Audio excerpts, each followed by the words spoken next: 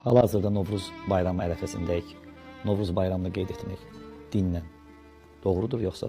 Təbrik edirəm bütün bizi dinləyən, bizə tamaşa edən insanların Novruz bayramı münasibətilə. Novruz bayramı Azərbaycanın qədim ənənəsidir və tarixi də dəqiq məlum deyil. O qədər dərin tarixi kökləri olan bir bayramdır. Və təbii ki, İslam'a aid olan bir bayram deyil. İslamdan öncə də Novruz bayramı mövcud olub. Amma dəqiq araşdırma aparılsa, bəlkə də bu hansısa bir Allah Peyğəmbərinin ayinlərindən götürülmüş bir qaydalardır. Çünki bilirsiniz, biz bütün peyğəmbərləri tanımırıq axı. Bəzi peyğəmbərlər olur ki, onların adı da yoxdur. 124 min peyğəmbər göndərilib deyilir. Amma hamısının təbii ki, haqqında bizdə məlumat yoxdur. Bəlkə də bu ilahi təlimlərdən qaynaqlanır. Təbii ki, İslam Qurandan öncə olub Novruz bayramı.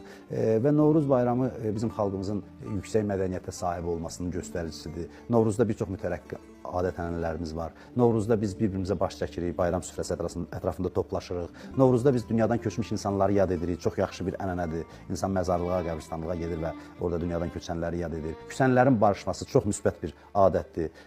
İnsanların bayram əhval-ruhiyyəsində olması, şad olması, din buna hər hansı bir qadağa qoymur. Bəziləri deyir ki, bu bidətdir. Bidət dinə edilmiş əlavə.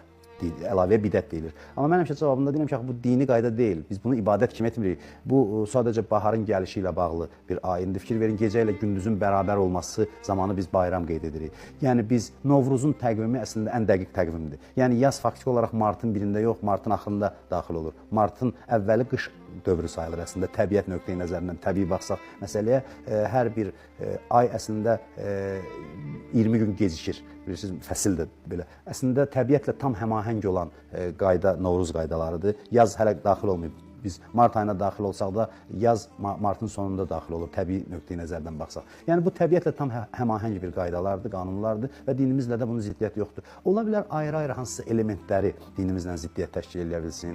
Məsələn, hansılar? Misal üçün deyirlər, məsələn, qulaq falı dinimiz ümumiyyətlə kimin evini dinləməyi bəyənmir.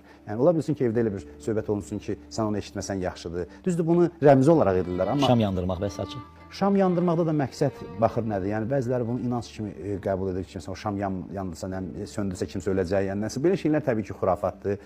Fal tutmaq, bayaq dediyim kimi, hər şey xeyrə yozmaq yaxşıdır.